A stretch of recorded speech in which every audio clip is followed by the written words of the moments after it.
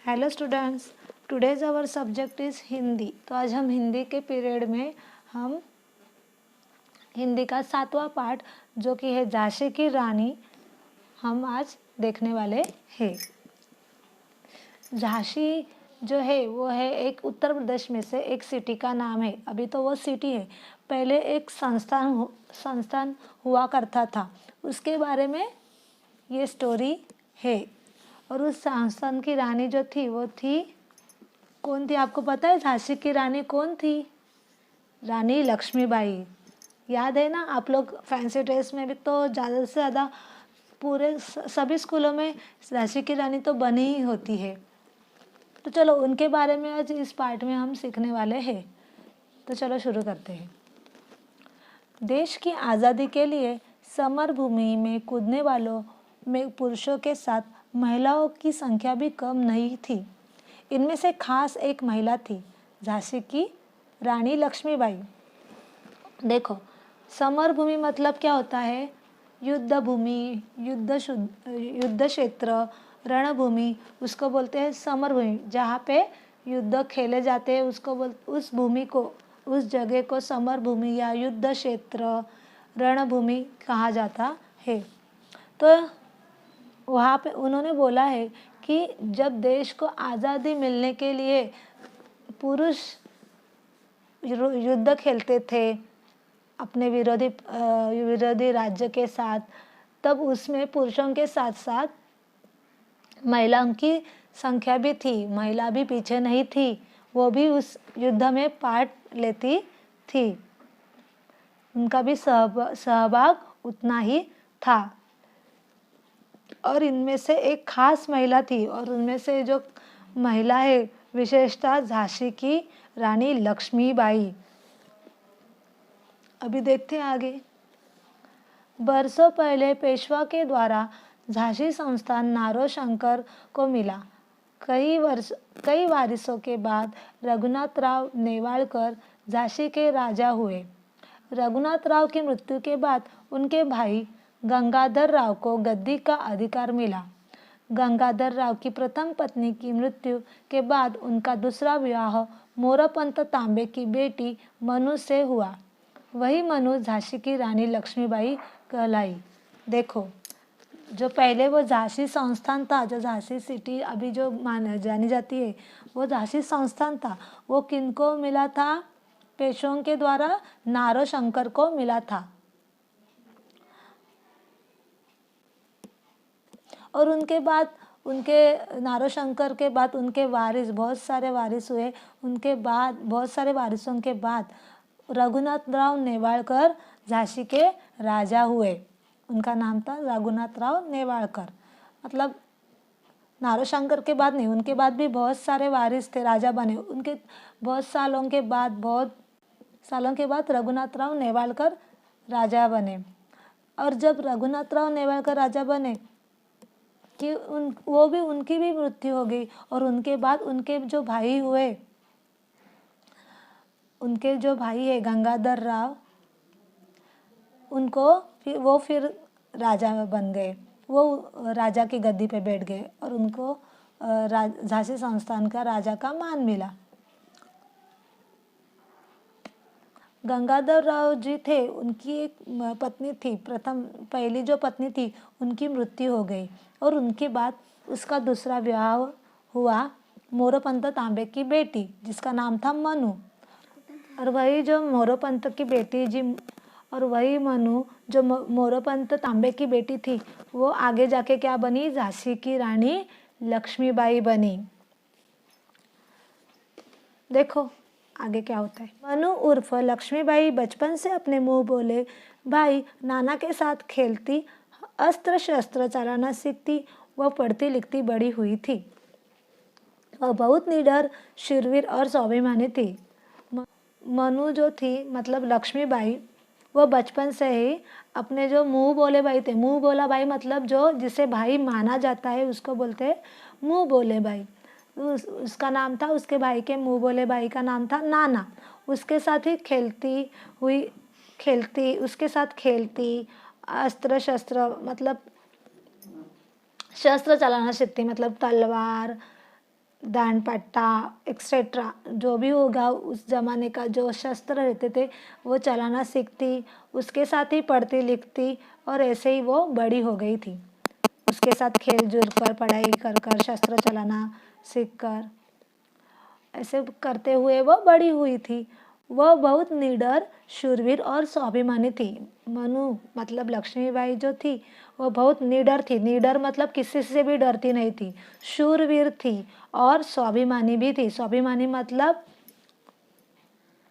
वो खुद के काम खुद करती थी और उसको देश के अपने देश के प्रति भी क्या था, अभिमान था।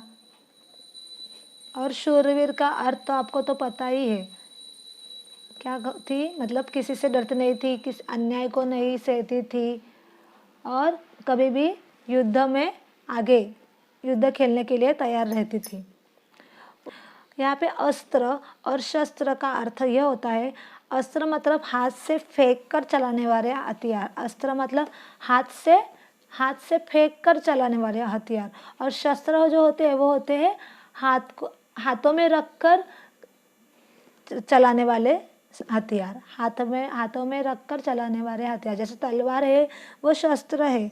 और अस्त्र मतलब क्या होता है, धनुष्य बाण, क्योंकि वो धनुष्य से क्या होता है, बाण निकलता है और वो उसको एक प्रकार से फेंका जाता है। अभी देखो, उन दिनों अंग्रेजों का राज था। अपने राज्य को बढ़ाने के लिए वे छोटी मोटी राज्यों को जिनका वारिस नहीं होता था अपने कब्जों में कर लेते थे। अभी देखो, जब झांसी की रानी का टाइम था तो उन दिनों क्या था, अंग्रेजों का राज था। अंग्रेजों मतलब क्या, ब्रिटिश लोगों का राज था अपने देश के ऊपर।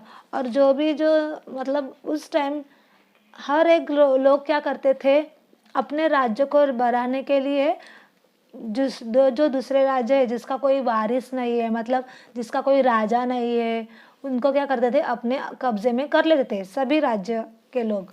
ओके, आगे क्या होता है देखो। दुर्भाग्य से रानी लक्ष्मीबाई की एकमात्र संतान की मृत्यु हो गई थी। फिर भी रानी ने एक बालक गोद लिया। उसका नाम दामोदर रखा। अभी देखो, उस टाइम रानी लक्ष्मीबाई जो थी उनकी एकमात्र एक संतान थी, मतलब उनका जो छोटा बच्चा था वो क्या हुआ था, मृत्यु हो गया था उसका, मतलब वो मर गया था।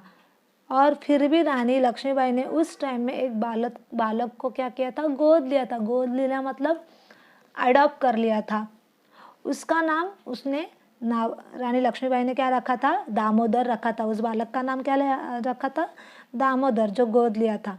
रानी के राज्य का गोद लिया हुआ बालक अंग्रेज़ों ने नामंजूर किया, लेकिन जो अंग्रेज़ थे उन्होंने वो क्या किया, उसका बच्चा कहलाने से, मतलब बालक जो था उन्होंने नामंजूर किया कि ये आपका बच्चा हो नहीं सकता, ऐसे उन्होंने उनके लिए विरोध किया। मौका देखकर अंग्रेज़ों ने झांसी पर हमला कर दिया। रानी ने कहा, मैं अपनी झांसी नहीं दूंगी। और अंग्रेज़ों ने मौका देखकर मतलब कुछ दिनों के बाद रानी के अंग्रेज़ों ने मौका देखकर झांसी पर क्या किया, हमला कर दिया। झांसी राज्य पर हमला कर दिया, संस्थान पर हमला कर दिया। रानी ने कहा, मैं अपनी झांसी नहीं दूंगी। उस टाइम रानी लक्ष्मीबाई ने कहा, मैं अपनी झांसी नहीं दूंगी, मैं अपना राज्य, मैं अपना संस्थान आपको नहीं दूंगी। और अपने बेटे को पीठ पर बांधकर उसने अंग्रेजों के साथ घोर युद्ध किया।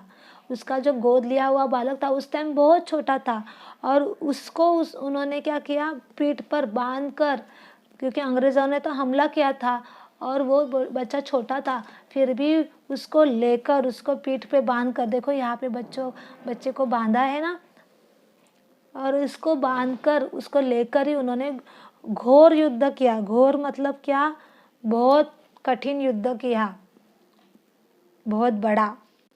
अपनी झांसी की क्या की, उन्होंने रक्षा की। अंत में घायल होकर वह पास एक कुटी में गई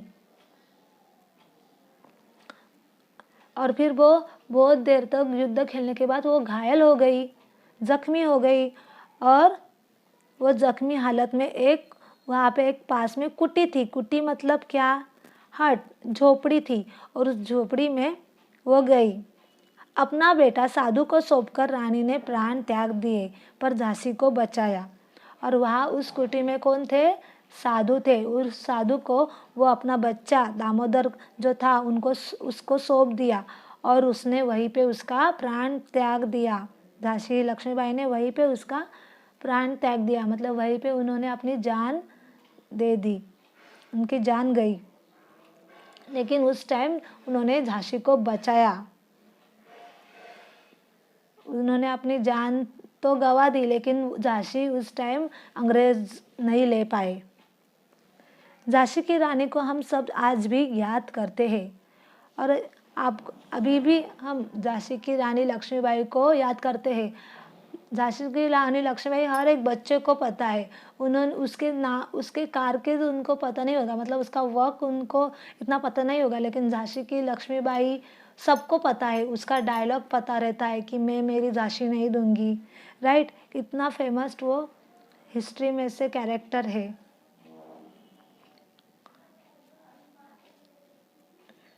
और शायद ही कोई महिला जो इतने पुराने ऐतिहासिक कालावधि में भी इतना अच्छी लीडर थी और युद्ध खेलने वाली थी।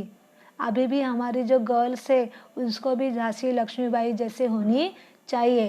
किसी से डरना नहीं है, किसी का अन्याय नहीं मतलब सहन करना है।